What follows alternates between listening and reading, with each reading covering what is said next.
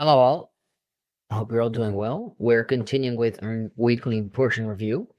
And this week we are in the last portion of the book of Exodus. We are in the portion of Pekudei, which means the amounts of.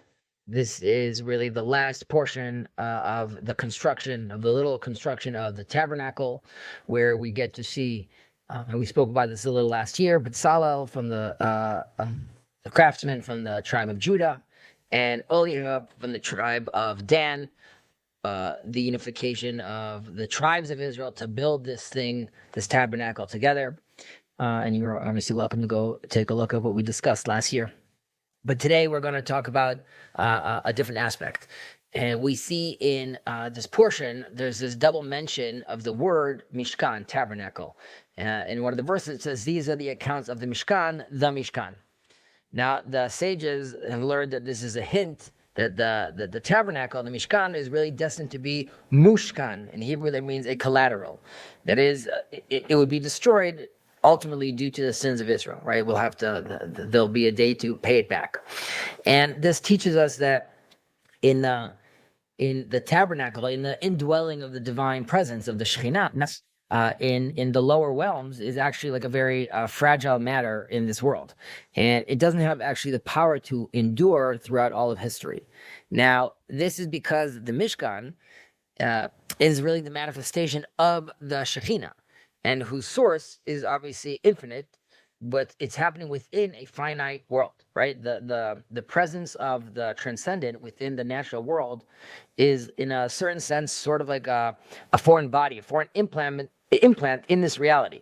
And there is a kind of resistance, sort of like the body would have to a virus, is a resistance like by nature to any element that doesn't actually align with its own nature.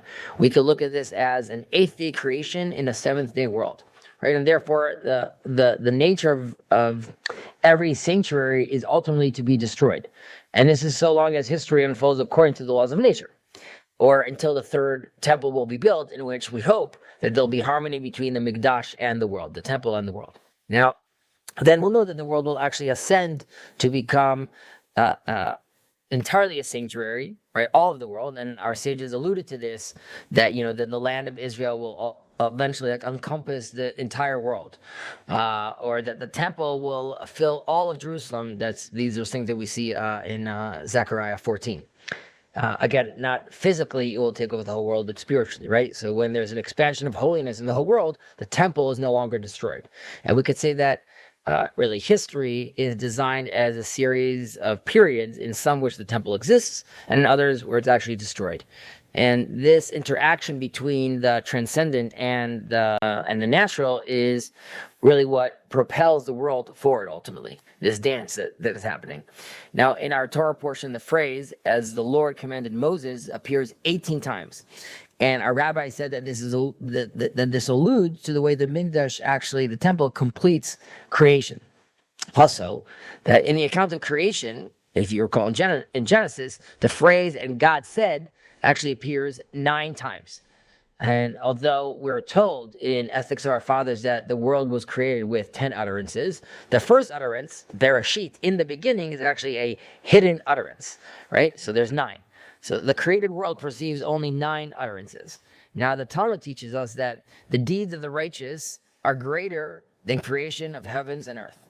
And in the story of creation, it says, indeed my hand founded the earth, and my right hand spread out the heavens. This is in Isaiah 48.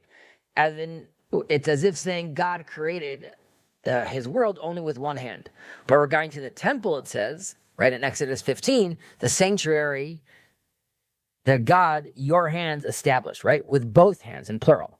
So in the Mikdash, there is actually a connection between the hand that created the heavens and the hand that created earth.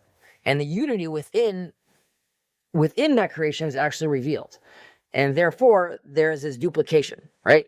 18 utterances paralleling the 18 times that the Lord commanded Moses actually appears, right? So, obviously, 9 plus 9, right? Now, once the plan of creation is actually completed in the temple, the Torah should have really ended at that point, right? We've reached the end goal.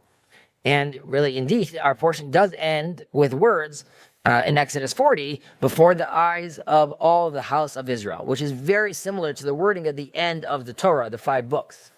Now, it would have been fitting, like we said, to conclude with the indwelling of the Shekhinah in the lower realms, right? The God's presence and glory fills out the tabernacle, and that's where we could have really ended the Torah.